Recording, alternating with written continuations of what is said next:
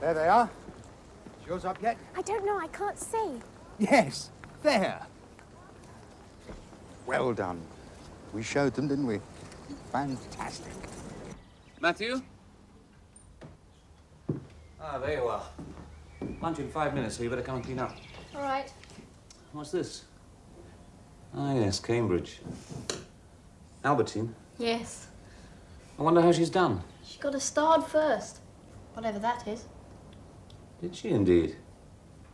That's pretty good. In fact, it's pretty fantastic, especially after only 1 year. She was top of the whole exam list. Well, I suppose with Chocky. When did you hear? I didn't think the results were published yet. They went up a few minutes ago. And how? Oh, yes, of course. Your telepathy. She must be thrilled. She is. Congratulations on your marvelous achievement, my dear. Now, the important question is, what are you going to do next? I'm afraid you can't collect your degree for another 2 years. We know that. Regulations. You have to keep 9 terms before you can graduate.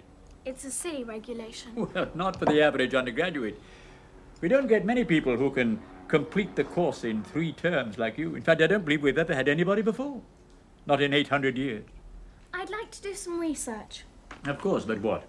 Cosmic energy. Cosmic. And anti-gravity. Anti-gravity. That's an interesting idea. Could there be such a thing? Could there be such things as quarks? Yes. My word, young lady, you do choose the most difficult areas. Anti-gravity, indeed. Where would you ever begin? Anti-gravity. I should begin with gravitational waves in space. Oh, I see. You're moving over from pure mathematics to astrophysics. That's right, Professor. Do you mind? No, it's very interesting. You'll have to let me have some proposals, something a little bit more specific. And then the university can consider funding you.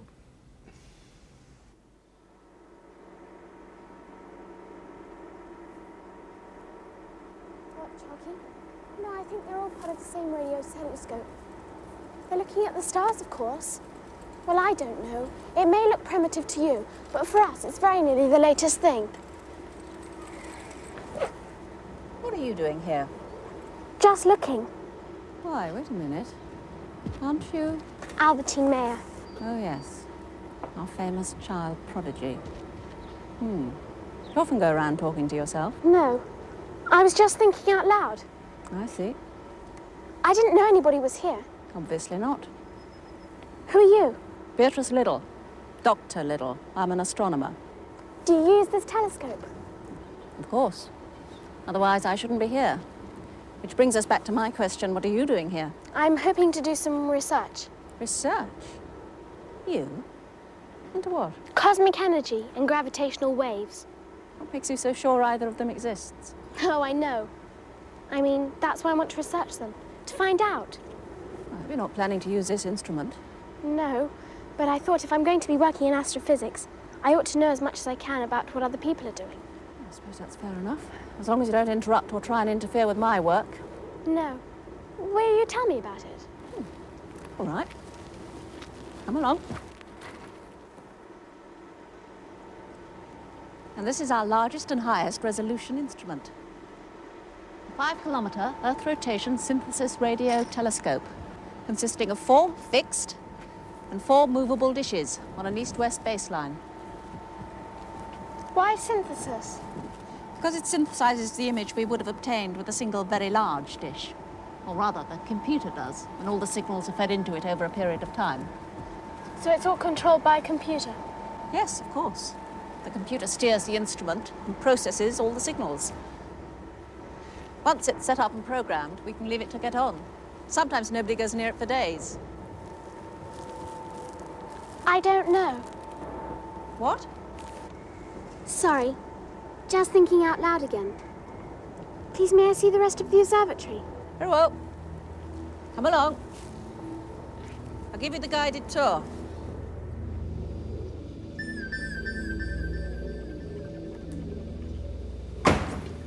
And this is the control room. The mainframe computer isn't here, of course. I'll show you that in a minute. But this is the main control desk. Well, It doesn't look too complicated. No, it has to be simple. It's designed for professors to use. And you type the instructions on the computer keyboard here. Exactly. We can give the computer a queue of items to be observed over a number of days, like this. First of all, we access.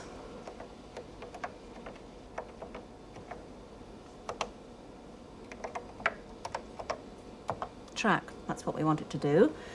And then the name of the object, if it's already in the memory, say 3C48. That's object number 48 in the 3rd Cambridge catalogue. And then the time we want it to happen, say 1500 hours on the 23rd. There.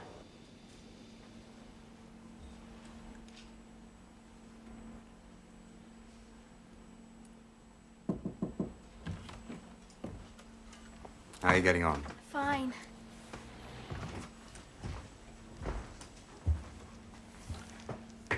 Oh, you think you'll be able to do enough to convince them it's worth giving us the money? Yes, of course I do. Don't worry. All right. Bedtime now, though. Best leave it for tonight. Okay, Dad. I'll just finish this bit. It'll only take a minute. Not too long, mind. You must get your beauty sleep, you know. Good night, Daddy. Now, darling, see you in the morning.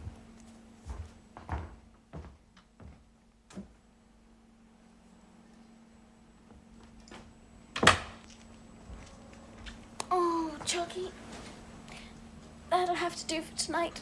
You have done well. I am very pleased with you. Thank you. It's very interesting, and I am enjoying it. That is good. But I'm very tired now. I understand. Your mind needs to rest.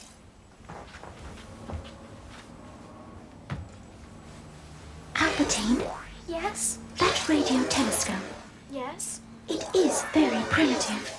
Yes. But even so, it could be good enough What for? to locate the position of my home planet. Do you really think so? That would be terrific. Yes, it would only be necessary to get into the computer which directs the telescope. I could do that through the phone line, if I knew the phone number and computer code. I know them. I read them this afternoon when Dr. Little was showing you around. Right. The number is 60290.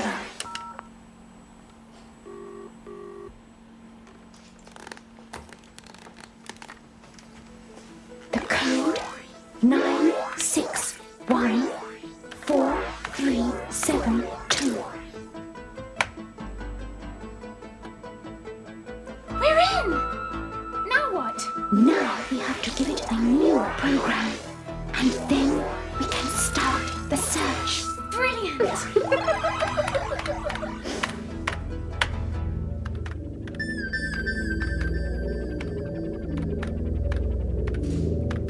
Those are the right coordinates, Albertine. Let it search there.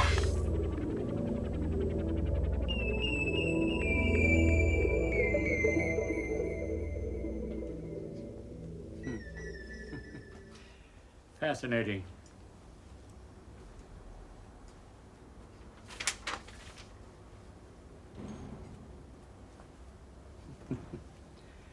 Utterly fascinating. So you think it's an acceptable subject for research, Professor?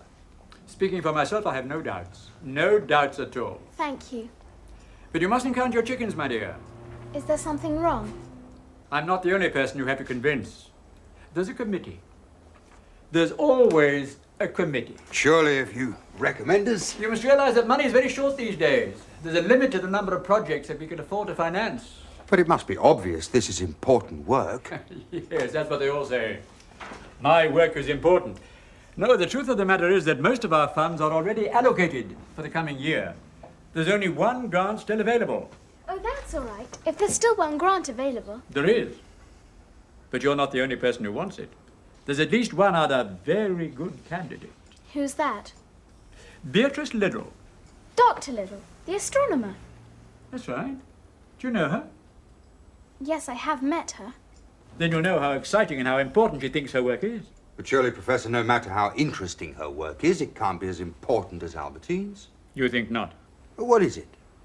She's investigating a new binary star. Yes, but what we're talking about is the discovery of an entirely new form of energy. Boundless energy. From an unlimited source. What we're talking about, Mr. Mayor, is the search for boundless energy. It's not quite the same thing as its discovery, is it? Theories are one thing.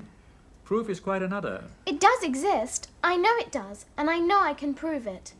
Very well, then. In that case, young lady, we must do our best to make sure that you get the grant. Right. Where do we start? I suggest that we publish this. You wouldn't object? Of course not. All right, then, leave that to me. And then you ought to give a public lecture on it. I'll see what I can arrange.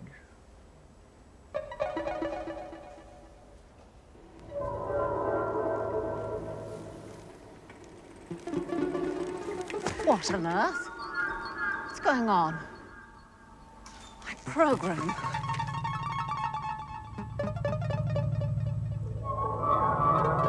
Albertine. Albertine. What is it? Look. I am looking, but I don't know what I'm supposed to be seeing. Signals. They are signals. Yes, I know that, Chocky. Radio signals. Yes, but they are special signals. Why? How? They are messages. You mean somebody is actually sending them? Yes. An intelligent life form? More than that. Oh, this is very exciting for me. Why, Chocky? What is it? They are my people. One of our colonies. Chocky, that's brilliant. Brilliant. Yes. Oh, I'm so happy. So happy.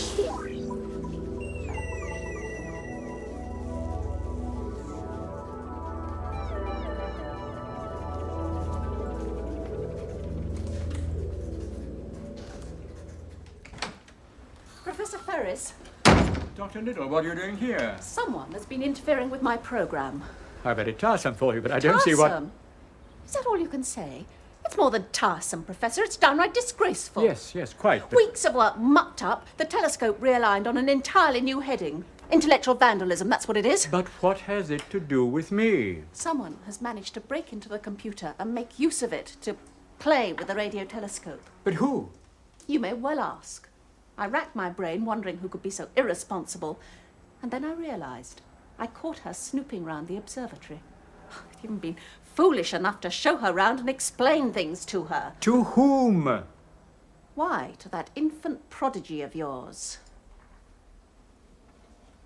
You can't mean Aberdeen Mayor. That's exactly who I do mean. That precocious brat. No doubt she thinks the telescope is some wonderful toy. I find that very hard to accept. Have you any proof of what you're suggesting? Come in. Good morning, Professor. Oh, I'm sorry. Are we interrupting? No. This is Dr. Little, Mr. Mayor. Albertine, I think you've already met. Yes. Hello, Dr. Little. How are you? Dr. Little is here on a rather serious matter. Oh, really? It seems that somebody's been making illicit use of the radio telescope. Oh. Do you know something about this?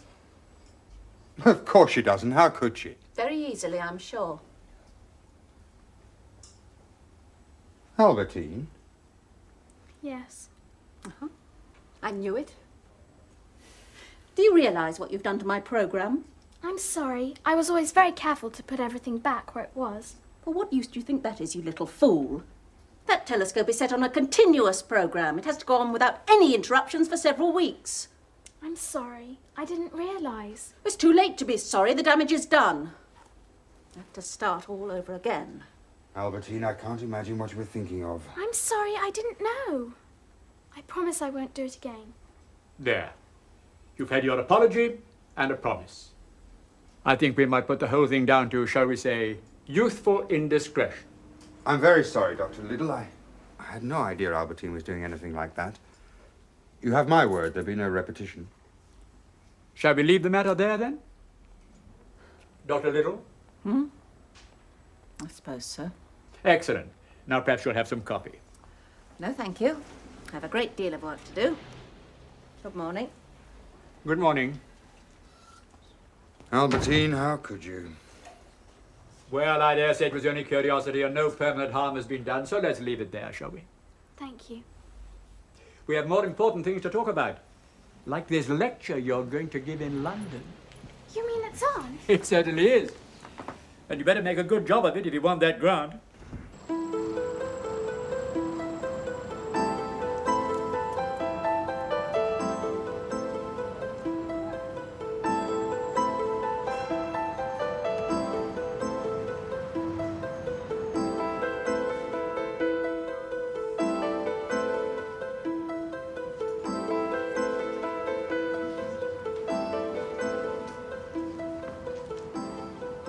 Congratulations. Thank you. I'm most impressed. You must have done a great deal of travelling. No, not exactly. Don't tell me they're painted from photographs. No. Well, They're really just impressions of how Matthew imagines the places. Oh, I understand. From what you've seen on films and television and so on. something like that, yes. In that case, I'm even more impressed. Quite remarkable. Albertine! Matthew, isn't this exciting? Hello, Mr. Mayor. Hello, Matthew. Well, you must be very proud. One-man show at your age. No prouder than you must be. Hello, Albertine. Congratulations on your results. Thank you, Mr. Gore. Of course, having Chocky around certainly helped. Well, even so, it's a marvellous achievement. She'd have got a first in any case. It would have taken longer, that's all. Say 2 years instead of 1. Come and show me your pictures. Okay, I've done a new one of the windmill. Wait until you see it. How's she coping? With Chocky, I mean. She's coping very well. I must say, I still find it all rather difficult. I know what you mean. Well? Yes, sir, she came. Ah, excellent. And? They're obviously still communicating with each other. How very interesting. Keep up the surveillance.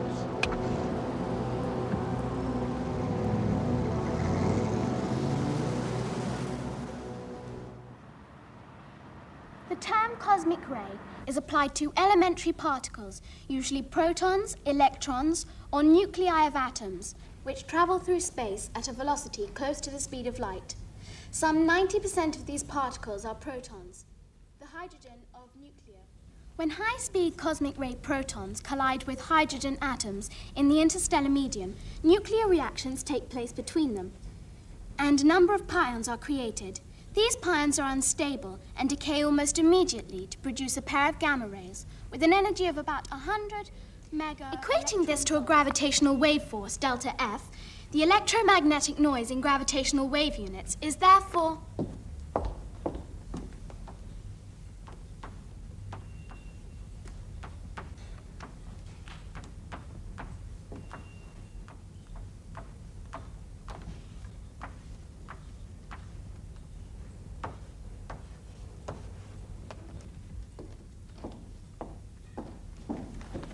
The aim of these experiments will be to identify and eventually collect gravitational waves from black hole events in galactic nuclei and stellar collapses, which are both impulsive sources and continuous sources such as binary stars, pulsars in the Crab Nebula.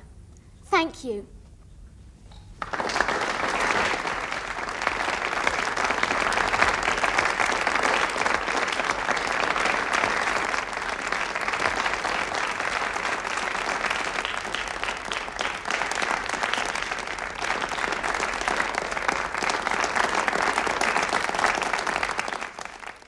I enjoyed your lecture very much, Albertine, but I must say I found it rather theoretical. This grant is essentially for practical work. Now, should we decide to give the grant to you, do you really believe that you can achieve successful experiments? Yes, of course I do. Well, well, fancy that now. I wish I could be so certain of success every time I started an experiment. Quite. Surely, Albertine, you can only say that you hope your experiments will succeed. No, I know they will. Nonsense, girl. Nobody can possibly say that. I can. Albertine, please. I admire your confidence, but you must beware of being overconfident, you know. Statements like that are irresponsible, and no more than I'd expect from someone who can interfere with somebody else's work. What do you mean? What, you haven't heard about this girl getting into the radio telescope? That incident was not to be talked about. Dr. Liddell agreed. Yes, well, Dr. Liddell was furious, and I can't say I blame her. The whole program was ruined. That's not fair. I said I was sorry, and she promised. Indeed she did, in this very room. But what did the girl do? She managed to make a connection with the computer controlling the radio telescope. Oh, and then fed in her own program. And she was using the telescope like an expensive toy. I was not. That's not true. Oh, dear. That's hardly the sort of behaviour one expects, now is it? Yes, well, it's exactly the sort of behaviour I'd expect from an immature child. I mean, how can we possibly give our one remaining research grant to someone who is so irresponsible? I wasn't playing with it. I was searching for a planet. Well, that's not so difficult. There are billions of them out there. Not like this one. Oh, and what is so special about this one? Is it inhabited or something? If you must know, yes. Albertine, Albertine. And did you manage to find this planet? No, but we did manage to make contact with some of the beings who've colonized other planets. What, little green men with horns and eyes in the middle of their forehead? No, it's not like that. We had messages, signals from them. Oh, you made contact with intelligent life forms. You did. Something the world has been trying to do for centuries. I think I've heard enough. Thank you, Albertine. But you've got to believe me. It's true. I have a friend. From outer space? Yes. Yes. Oh, Chocky, please. Help me. Please.